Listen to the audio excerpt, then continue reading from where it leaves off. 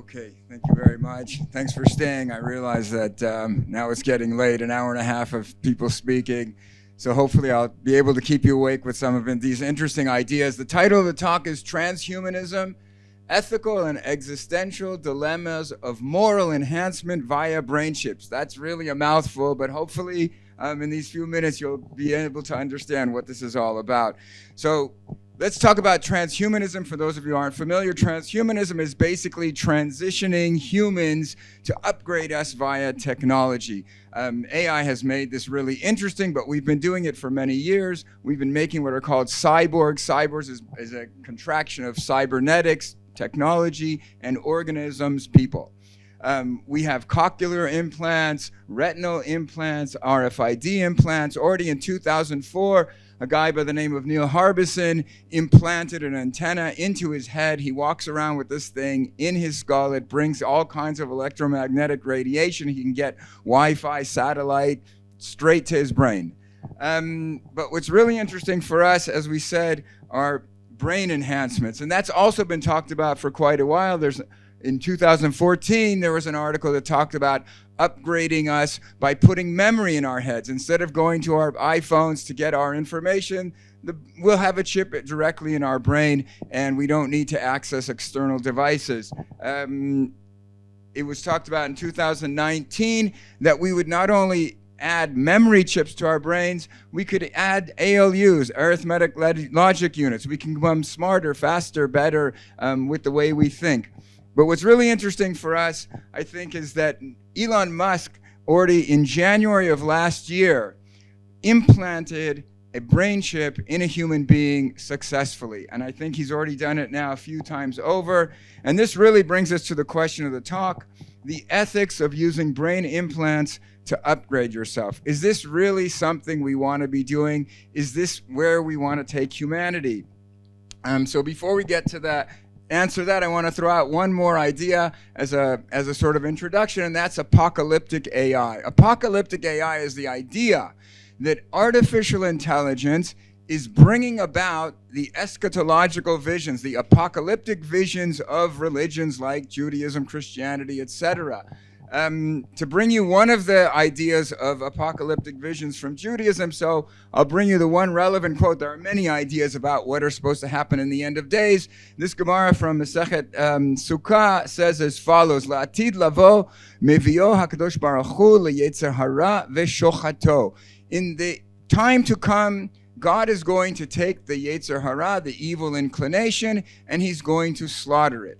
The evil inclination is basically our internal human drive that gets us up in the morning, that makes us want to be successful, to do things in the world. We call it the evil inclination instead of just the inclination, because humanity tends to abuse this drive to do things, and we end up doing bad things with it. So the game is on that we have this inclination that we tend to abuse, and instead of doing good things, we also do bad things, basically what's called moral choice. At the end of the day, God is going to say, the game is over. I've had enough of you guys trying to do the right thing. And he's going to slaughter, as it says, the Yetzer Hara. There's going to be an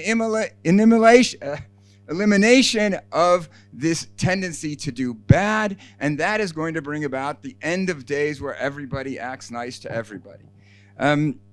Okay, so then that brings us to moral behavioral enhancements, because wait a minute, maybe we can do God's work and slaughter the Yetzer Hara. We'll make everybody good. We'll put brain chips into everybody, and we'll all be good, and we'll have brought about this end of days vision, exactly apocalyptic AI. So now the question is, do we want to do that? Okay, or maybe we should let God do it when he's done with the game. So this is a huge topic in philosophy. I'm just going to try to give you a quick overview. There's a guy by the name of Thomas Douglas who wrote an article or a chapter in a book called Moral Enhancement, and he tries to make it concrete. So he says, let's take anger. I'm an angry person. I always get angry. I can't get a grip. But what if I could have a chip that helped me not get angry every time I'm about to have an outburst. So this sounds like a really good thing. I mean, this is also very important in Judaism. This is a quote from the Rambam. The Rambam, when he talks about moral dispositions, he said we should go like Aristotle according to the golden mean. You shouldn't be too this way, you shouldn't be too that way. However, there are some moral dispositions which, yeah, you should go to the extreme. One of them is anger. He says, "V'ra'ui la'adam sheyitrachek mimenu ad hakatzeh ha'acher." Anger is something that we definitely want to try to go to the extreme and not get angry.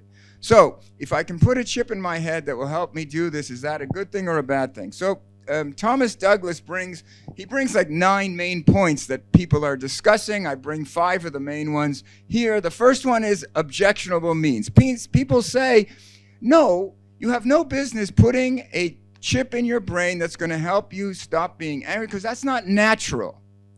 You should try to do self-education, meditation, therapy, work on it. So he said, okay, I did, and it didn't help. So if the natural means don't work, so Thomas Douglas says it's good to use something else that will work. So then he says, no, but then people say, no, but now you'll have an identity change. You'll become a different person. That's not you. You have a chip in your head.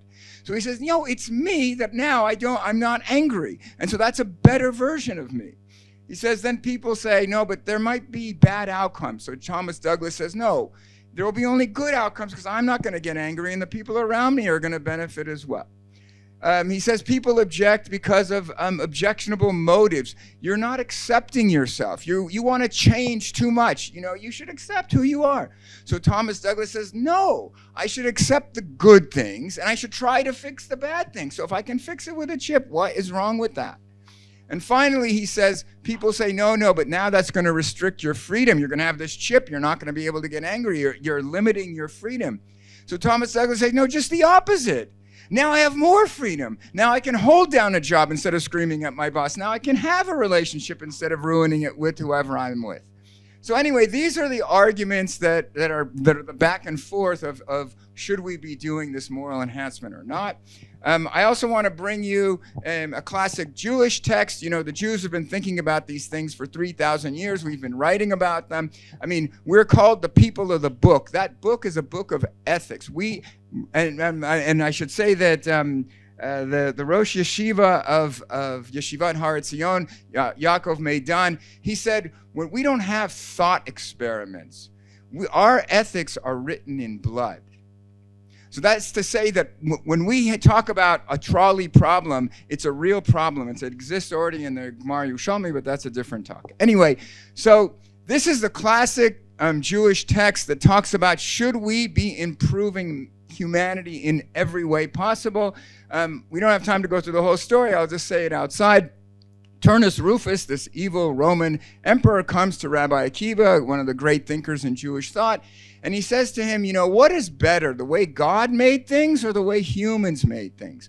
So obviously he expects that we'll say God's the great creator. So Rabbi Akiva says, no, the way humans make things. So Turnus Rufus says, no, I don't agree with that, and I think that you guys are doing circumcision. It's a bad thing. You're ruining the human body that God gave is already perfect. So Rabbi Akiva answers him and says, look, bring me wheat sheaves and bring me bread. Which one is better?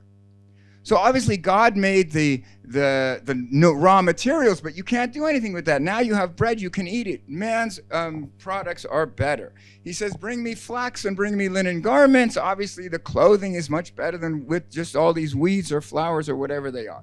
So too, he says, and he concludes that just as we improve wheat and flax, we also need to improve the human body. And the Brit Milah, the circumcision, is a symbol that we are supposed to do everything we can to improve ourselves, including our own bodies. And this idea is taken to also give us the permit to improve ourselves as much as we can. Should we be doing moral enhancements? So that brings us to modern times, actually. An article was written by John Loike and Rav Moshe Tendler, where they talk about doing moral enhancements, not with chips, but with gene editing. And they say as follows: tampering with human DNA for medical reasons is included in the biblical directive that people are partners with God in the creation process.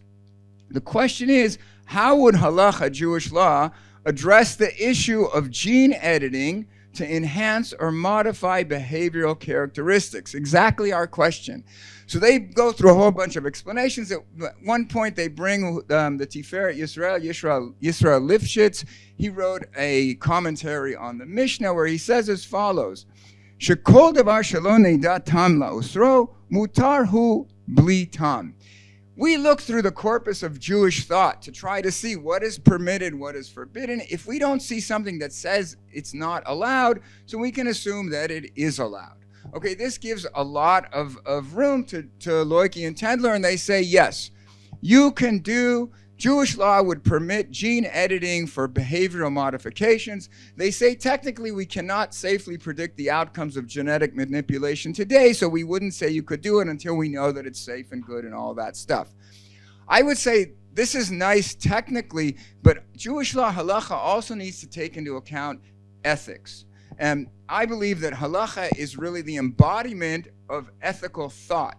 And so even though we might have found some technical way to allow it, we need to ask ourselves, is this a good thing?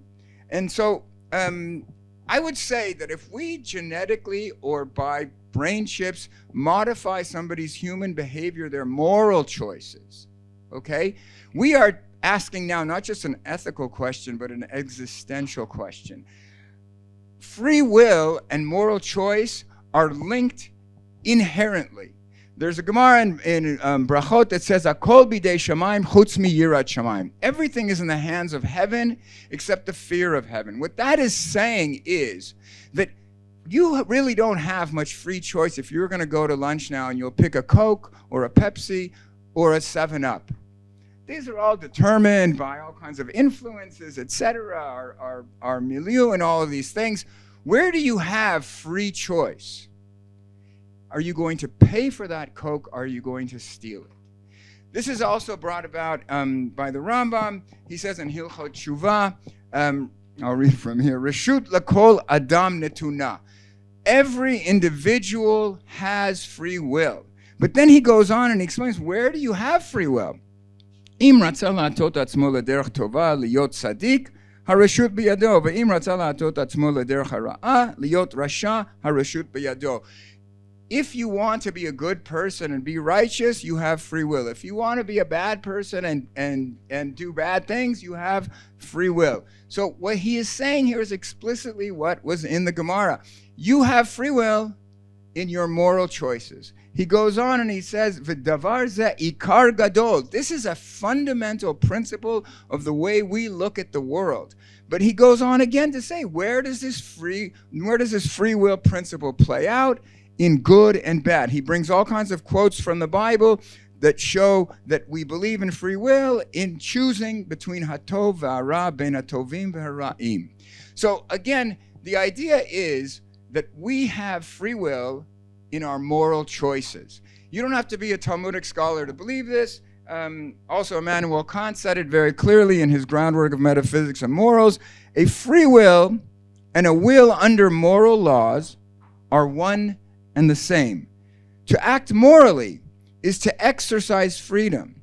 And the only way to fully exercise freedom is to act morally. We don't have any other free will except in our moral choices. And so this brings one philosopher to conclude as follows: take away from humans their capacity to make wrong choices is an insult to their capacity for choice, the worst kind of affront to their dignity. If you take away people's moral choice, you take away their human dignity. However, I would say this is even more. Human dignity is always like this core value of morals, where you don't want to take away someone's human dignity. I say this is not only an ethical question, of course I agree with this, it's an existential question. If you take away people's moral choice, you take away people's free will, you take away human essence. If you take away people's human free will, you have basically made them automatons. They are not human beings anymore. So, should we be doing that? On the one hand, it's a great thing because then we won't have any thieves and war and terrorists and all the other bad things that people do with their Yetzer Hara. On the other hand, you won't have humans anymore. And that brings us to Eric Dietrich. He wrote an article called Homo Sapiens 2.0. And he says as follows. He says, we are morally bounded. That is to say, we are only so good, and that's not so good. That aligns with Shlomo HaMelech in Kohelet and Ecclesiastes, who says, Ki adam ein tzadik ba'aretz asher yaseh tov velo yecheta. There is nobody so righteous on the face of the earth that he never does bad. So we're in agreement here. So now let's go on. What does Eric Dietrich propose we do? So first of all, he says, there are things about us worth preserving, art and science to name two. Some might think that these good parts of humanity justify our continued existence. This conclusion no doubt used to be warranted before human-level AI became a real possibility. Yet now it is no longer warranted. If we could implement in machines the better angels of our nature, then morally we have the duty to, and then we should exit stage left. What he is saying here, okay, for those of you who know Snagglepuss, this was a cartoon I grew up with. He's the one who said exit stage left. Anyway, what he is saying here is that we used to put up with people and their evil inclination because their inclination, their drive did good things, art and science, and it did bad things, terrorism, etc. So we put up with it. But now, if we could create entities that don't do thievery, terrorism, murder, etc., so now we're morally obligated. Why am I morally obligated? Because morality says we should do the right thing. We should make the world a better place. So now, if we could find entities, beings, humanoids, that only do good, so now that's who we need to pass the torch on to the world, and we need to exit. He's calling basically for total human suicide. Either don't have kids and die, or take cyanide and end it already. In any case, he's not alone. Hans Moravec, who's also a big name in AI, says exactly the same thing. And there are others. And that brings Francis Fukuyama, who's famous for writing The End of History. He said transhumanism, which ultimately leads to posthumanism and no humanism, is the world's most dangerous idea, because it's saying ultimately that we should check out.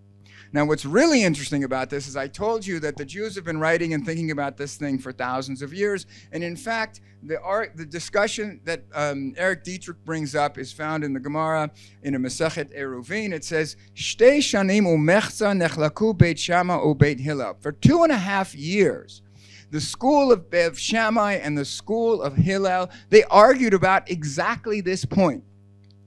Halalu omrim noach lo la'adam shelo nivra yoter mishenivra. Halalu omrim noach lo la'adam shenivra yoter mishelo nivra. The school of Shammai said it would have been better that man wasn't created because he does so many bad things. It just would have been better. He should have never been created. And Hillel says the opposite. He says, no, he does good things, art and science. It's good that he was created. They argued about this for 2.5 years. Nimnu v'gamru. They had a vote. Noach lo la'adam shelo nivra yoter mishenivra. And they agreed with Eric Dietrich. It was better. It would have been better that we weren't created. However, they disagree with his conclusion that we should all commit suicide. And they write, Achshav shenivra, now that man has been created, yifashfesh b'ma'asav. He should do an accounting of himself. We have been created. And so we need to really think about our value and how good we are and how bad we are and how we should try to make ourselves better, because really we should not be using our evil inclination for evil. We should be using it for good. How much time do I have? Okay. So anyway, there's another midrash which brings this point out, and it says that when God wanted to create the world, he went to the angels and asked them, should I do this? And they argued and they said, no, yes, he does good things, he does bad things. In the end, while they're arguing, God says, okay, forget your arguing, I already created it. What the Midrash is saying is that God knows who we are. God created us like this because he wanted a free-willed being that struggles between good and evil, that has free will in their moral choices. That's the whole point of the game. So that brings us back to the end of the game. At the end of the game, so God's going to say, enough. And he says, Latid Lavo, the source that I read to you before, in the end, God is going to slaughter the Yetzer Hara. So now the question is, how do we read this? Do we read this that we should do it or that God should do it? So there's really two ways to look at it. The Emet Yaakov says, Deba Alma de Kshot. This is talking about the world of truth. This is talking about this world is over and God gets rid of the Yetzer Hara and everybody lives happily ever after doing good things, whatever that is. But there's two other Mefarshim that read it differently. The Maharsha says that this is talking about bitul kocho. It's talking about annulling the power of the Yetzer Hara. So that could be a morality chip. And also the Rif says, Sheyesh Yetzer Hara ba'olam, ela she'eno mitgared. There will still be a Yetzer Hara, this drive. However, it won't tempt us to do bad. So that could be a moral chip in your brain. Now, practically speaking, I don't see us implanting morality chips in every baby before they leave the hospital. So I don't think it's practical to actually implement this at scale. I think we'll wait for God to decide when the game is over. However, we could think about using the morality chips for people that we've already taken away their free will, meaning criminals that are in jail. Instead of putting them in jail, which anyway, they don't get reformed, and it costs a lot of money, and anyway, there's big philosophical questions about jail in any case. So you put a morality chip in this guy that he's a kleptomaniac, he just steals. So now you have a chip, he doesn't steal anymore, send him on his way. Anyway, things to think about. Thank you very much.